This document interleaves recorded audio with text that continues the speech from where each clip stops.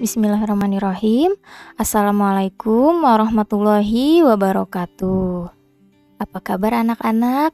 Semoga kita semua selalu diberikan kesehatan oleh Allah Subhanahu wa taala. Amin. Kembali lagi kita di pelajaran Pendidikan Agama Islam dan Budi Pekerti. Kali ini kita akan membahas tentang menelusuri tradisi Islam di Nusantara.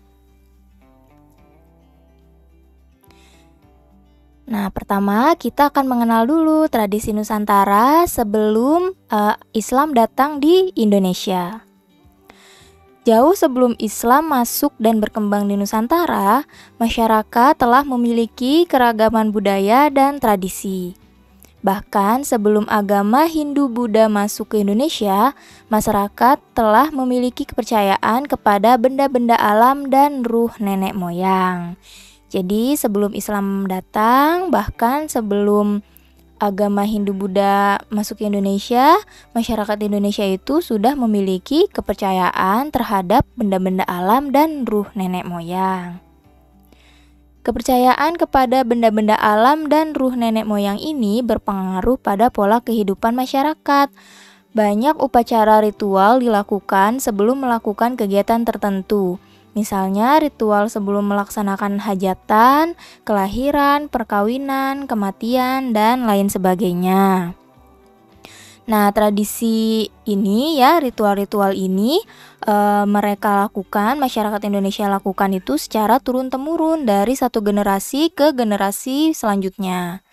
Nah, mereka ini patuh menjalankan tradisi tersebut karena mereka beranggapan jika melanggar tradisi tersebut akan mendapat kutukan dari arwah nenek moyang yang akibatnya akan mendatangkan bencana di tengah-tengah masyarakat ya. Jadi semua pada melaksanakan ritual-ritual tersebut ya. Masuknya agama Hindu-Buddha ke Indonesia membuat tradisi-tradisi tersebut tumbuh dan berkembang dengan mengubah cara-cara upacara ritual sehingga sesuai dengan nilai-nilai ajaran Hindu-Buddha. Jadi saat agama Hindu-Buddha masuk ke Indonesia, tradisi-tradisi yang tadi, ritual-ritual yang tadi itu tidak hilang. Tapi agama Hindu-Buddha ini menyesuaikan dengan tradisi-tradisi yang sudah ada di Indonesia.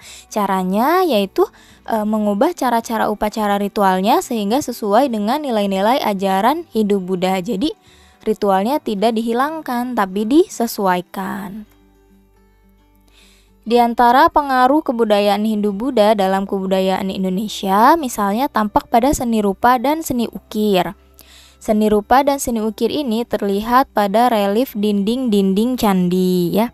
Contohnya, di Candi Borobudur itu, reliefnya tampak adanya perahu bercadik yang merupakan gambaran pelaut nenek moyang bangsa Indonesia.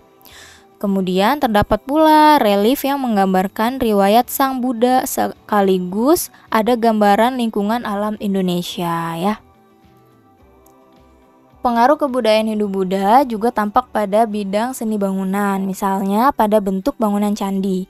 Bentuk bangunan candi di Indonesia pada umumnya adalah punden berundak, yaitu bangunan tempat pemujaan ruh nenek moyang ya. Contohnya dapat dilihat pada bangunan Candi Borobudur. Jadi bentuknya ini dia berundak ya. Selanjutnya kita bahas nih setelah budaya Islam masuk ke Indonesia, yaitu akulturasi budaya Islam. Akulturasi merupakan proses percampuran antara unsur kebudayaan yang satu dengan kebudayaan yang lain sehingga terbentuk kebudayaan yang baru tanpa menghilangkan sama sekali ciri khas masing-masing kebudayaan lama ya. Jadi akulturasi ini bukan menghilangkan kebudayaan yang lama, tapi kebudayaan yang baru dengan kebudayaan yang lama itu dicampur, disesuaikan ya.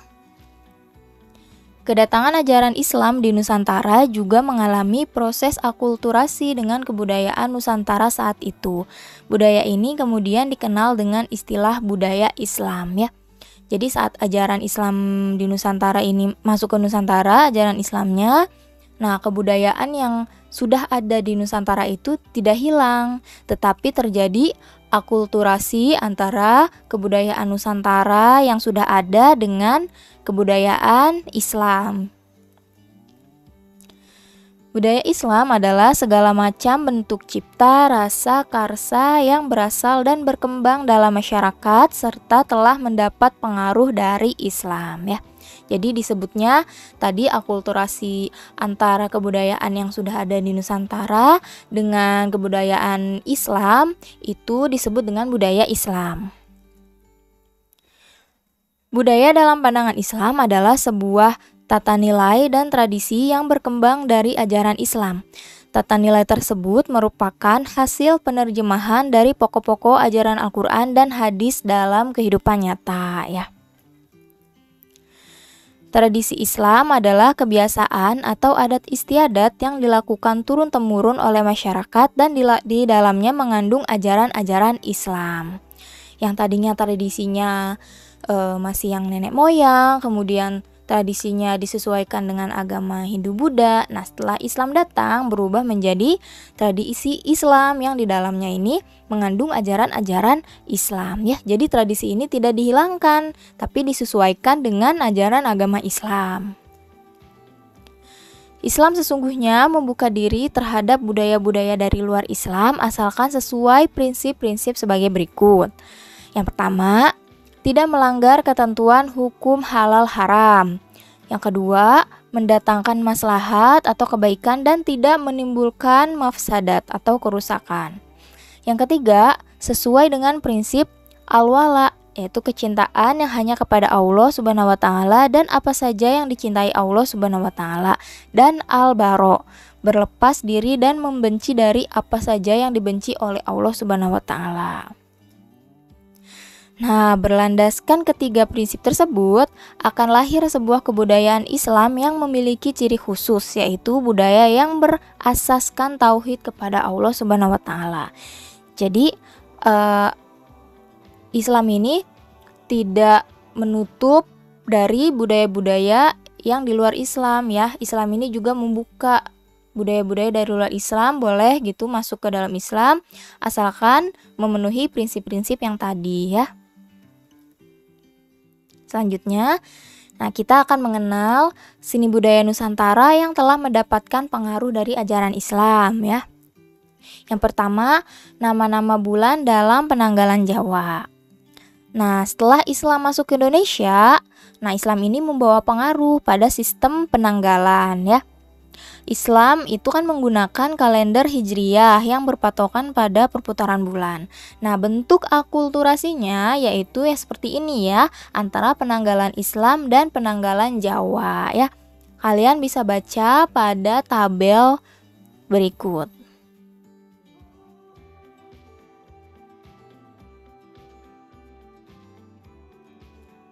Selanjutnya, ada seni bangunan masjid. Wujud akulturasi terlihat dalam bangunan masjid kuno, yaitu dilihat dari bentuk bangunan, menara, dan letak masjid. Nah, di Indonesia biasanya bentuk bangunan masjid itu, bentuk akulturasinya bisa dilihat di atap masjid. Atap masjidnya ini biasanya berbentuk tumpeng, di mana bentuk tumpeng ini adalah merupakan hasil akulturasi dengan Hindu ya, dimana pura milik orang Hindu itu berbentuk tumpeng, maka atap ini juga mengikuti, jadi berakulturasi dengan budaya Hindu ya. Jadi masjid ini atapnya berbentuk tumpeng.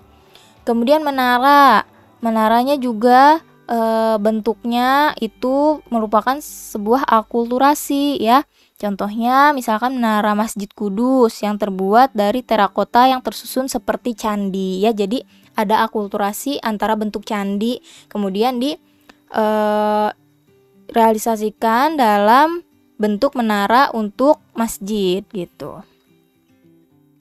Kemudian letaknya. Selain bentuk masjid dan menaranya, letak masjid juga memiliki ciri khusus. Kebanyakan masjid di Indonesia terletak di sebelah barat alun-alun istana atau keraton. Selain itu, masjid juga diletakkan dekat dengan makam, terutama makam raja-raja ya. Selanjutnya ada seni ukir dan kaligrafi. Seni ukir yang dimaksud adalah seni ukir hias untuk hiasan masjid, bangunan makam di bagian jirat, nisan, cungkup, dan tiang cungkup. Seni ukir hias ini antara lain berupa dedaunan, motif bunga teratai, bukti-bukti karang, panorama alam, dan ukiran kaligrafi. Kemudian ada seni tari. Di beberapa daerah di Indonesia terdapat bentuk-bentuk tarian yang berkaitan dengan bacaan sholawat. Contohnya ada tari zipin dan tari sedati atau tari saman ya. Itu juga merupakan bentuk akulturasi dari budaya Indonesia dengan budaya Islam ya. Jadi di dalam tarian itu diselipkan bacaan-bacaan sholawat. Selanjutnya ada seni musik. Kebudayaan Islam kita juga mengenal seni musik berupa rebana, hadroh, qosidah, nasyid, dan gambus yang melantunkan lagu-lagu dengan syair Islami. Jadi dalam musiknya juga diselipkan lagu-lagunya syair Islam ya. Selanjutnya ada seni pertunjukan. Seni pertunjukan wayang kulit merupakan perpaduan kebudayaan Jawa dan unsur keislaman. Jadi wayang ini sudah ada sejak sebelum Islam datang ya. Karena pada mulanya itu dulu wayang kulit itu terbuat dari kulit kerbau ya. Terus lukisannya seperti bentuk manusia. Kemudian sama para wali diubah bentuknya dari yang semula lukisan wajahnya ini menghadap lurus, kemudian agak dimiringkan. Nah, dulu sumber cerita awalnya itu dari kitab Ramayana dan Mahabharata. Nah, kemudian oleh para wali itu diubah menjadi cerita-cerita keislaman sehingga tidak ada unsur kemusyrikan di dalamnya ya. Jadi dari bentuk wayangnya dan dari ceritanya itu diubah oleh para wali. Tapi kan budayanya tidak diubah ya, wayang kulitnya tidak diubah. Yang diubah itu bentuknya dan ceritanya sehingga sesuai dengan ajaran Islam.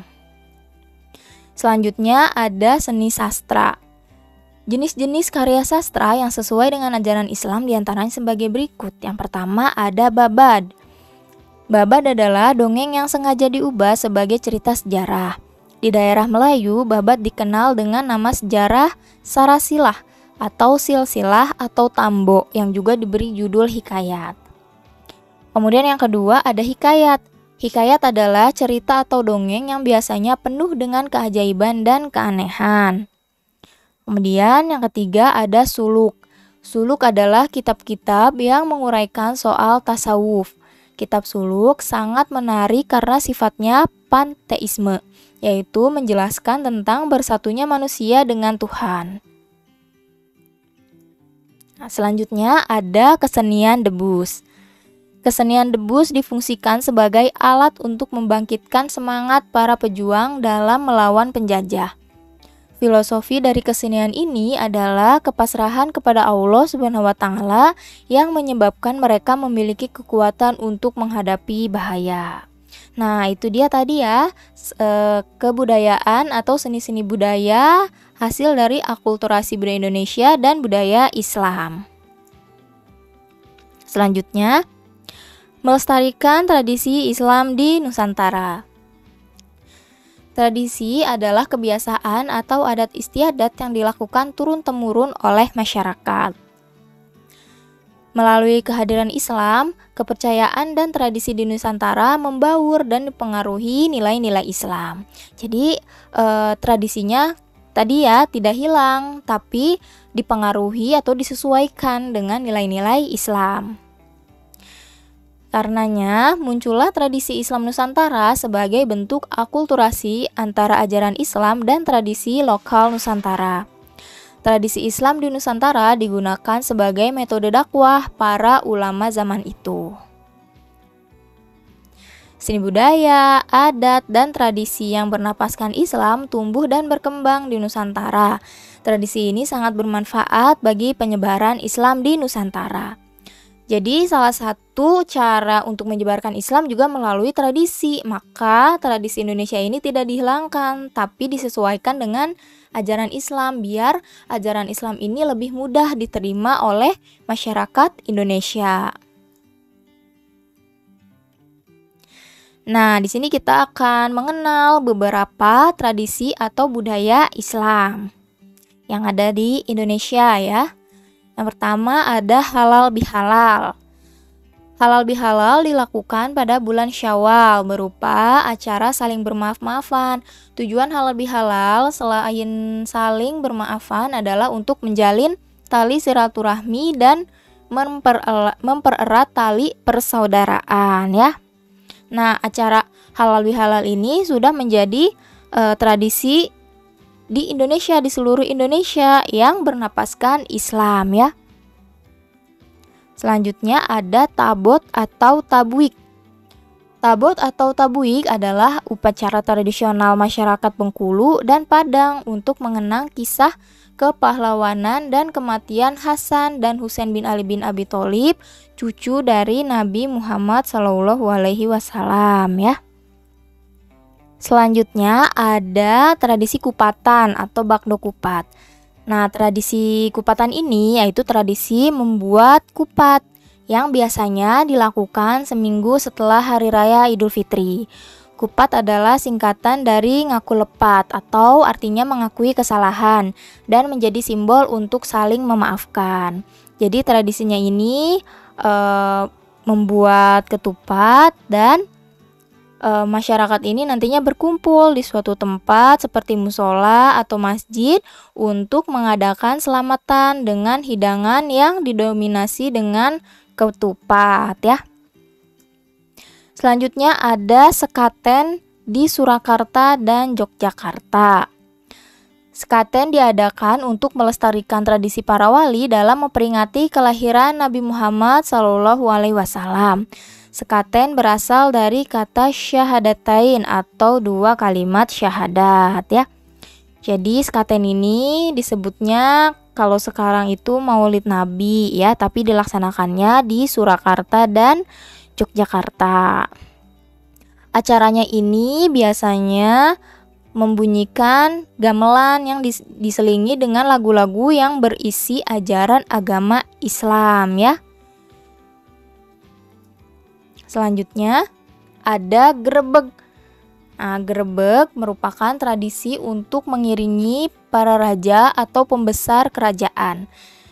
Grebeg di Yogyakarta diselenggarakan 3 kali dalam 1 tahun. Yang pertama, grebeg Pasak Syawal yang diadakan setiap tanggal 1 Syawal yang bertujuan untuk menghormati bulan Ramadan dan Lailatul Qadar. Yang kedua, ada grebeg besar, diadakan setiap tanggal 10 Zulhijjah untuk merayakan Hari Raya Kurban atau Idul Adha. Yang ketiga, ada grebeg Maulud, setiap tanggal 12 Rabiul Awal untuk memperingati Hari Maulid Nabi Muhammad SAW.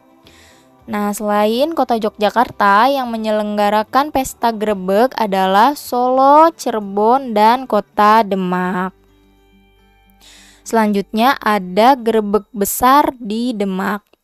Tradisi ini dilaksanakan pada tanggal 10 Zulhijjah, bertepatan dengan datangnya Hari Raya Idul Adha atau Idul Kurban. Tujuan semula grebeg besar adalah untuk merayakan Hari Raya Kurban dan memperingati peresmian Masjid Demak. Selanjutnya ada kerobok Maulid di Kutai dan pawai obor di Manado. Istilah kerobok berasal dari bahasa Kutai yang artinya berkerubun atau berkerumun oleh orang banyak. Tradisi ini dilaksanakan dalam rangka memperingati kelahiran Nabi Muhammad SAW tanggal 12 Rabiul Awal. Nah, kegiatan kerobok Maulid ini diawali dengan pembacaan barzanji di Masjid Jami Hasanuddin Tenggarong. Kemudian dari Keraton Sultan Kutai, puluhan prajurit kesultanan akan keluar dengan membawa usung-usungan yang berisi kue tradisional, puluhan bakul sinto atau bunga rampai dan astagona. Nah, usung-usungan ini kemudian dibawa berkeliling antara keraton dan kedaton sultan dan berakhir di Masjid Jami Hasanuddin. Kemudian kedatangan prajurit keraton yang tadi membawa sinto, astagona, dan kue-kue itu setelah datang di Masjid Hasanuddin ini akan disambut dengan pembacaan asrokol yang kemudian membagi-bagikannya kepada warga masyarakat yang ada di dalam masjid. Akhir dari upacara kerobok ini ditandai dengan penyampaian hikmah maulid oleh seorang ulama ya. Kemudian yang untuk pawai obor di Manado, nah, untuk memperingati Maulid Nabi Muhammad SAW, warga Muslim di Kota Manado, Sulawesi Utara, menggelar tradisi pawai obor ya. Obor yang dibawa berpawai oleh ribuan warga membuat jalan-jalan di Kota Manado terang. Bagi warga Muslim setempat, pawai obor sudah jadi tradisi dan dilaksanakan turun-temurun sebagai simbol penerangan ya. Kemudian simbol penerangan itu bermakna bahwa kelahiran Nabi Muhammad SAW adalah membawa ajaran yang menjadi cahaya penerang iman saat manusia hidup dalam kegelapan dan kemusyrikan. Selanjutnya ada tradisi Rabu Kasan di Bangka. Tradisi Rabu Kasan dilaksanakan di Kabupaten Bangka setiap tahun, tepatnya pada hari Rabu terakhir bulan Safar.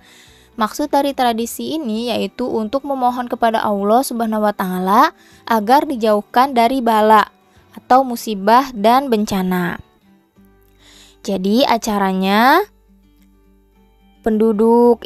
semua penduduk yang telah hadir di tempat upacara itu pada bawa makanan dan ketupat sejumlah anggota keluarganya. Kemudian membaca doa bersama-sama. Setelah berdoa, semuanya melepaskan anyaman ketupat tolak bala yang telah disediakan tadi yang sudah dibawa oleh masing-masing keluarga ya. Kemudian setelah doa dan melepaskan anyaman ketupat, dilanjutkan dengan acara makan bersama ya. Nah, setelah acara makan bersama, masing-masing keluarga, masing-masing orang pergi mengambil air wafak yang telah disediakan untuk semua anggota keluarganya. Setelah acaranya selesai, masyarakat pulang dan bersilaturahmi ke rumah tetangga atau keluarganya. Selanjutnya ada Dukderan di Semarang. Tradisi Dukderan merupakan tradisi khas yang dilakukan oleh masyarakat Semarang, Jawa Tengah. Tradisi Dukderan dilakukan untuk menyambut datangnya bulan puasa. Nah, tradisi Dukderan ini bersama-sama memukul beduk gitu. Kemudian diakhiri dengan doa. Selanjutnya ada budaya tumpeng. Tumpeng adalah cara penyajian nasi beserta lauk pauknya dalam bentuk kerucut. Nasi tumpeng umumnya berupa nasi kuning atau nasi uduk. Cara penyajian nasi ini khas Jawa atau masyarakat Betawi keturunan Jawa dan biasanya dibuat pada saat kenduri atau perayaan suatu kejadian penting. Nah, budaya tumpeng ini sudah dilaksanakan oleh seluruh masyarakat Indonesia ya. Dan budaya tumpeng ini diadakan ketika ada acara-acara penting ya. Oke, mungkin itu saja materi kita untuk kali ini. Semoga bermanfaat apa yang Ibu sampaikan. Ibu mohon maaf apabila ada kata-kata Ibu yang salah. Ibu akhiri, terima kasih. Wassalamualaikum warahmatullahi wabarakatuh.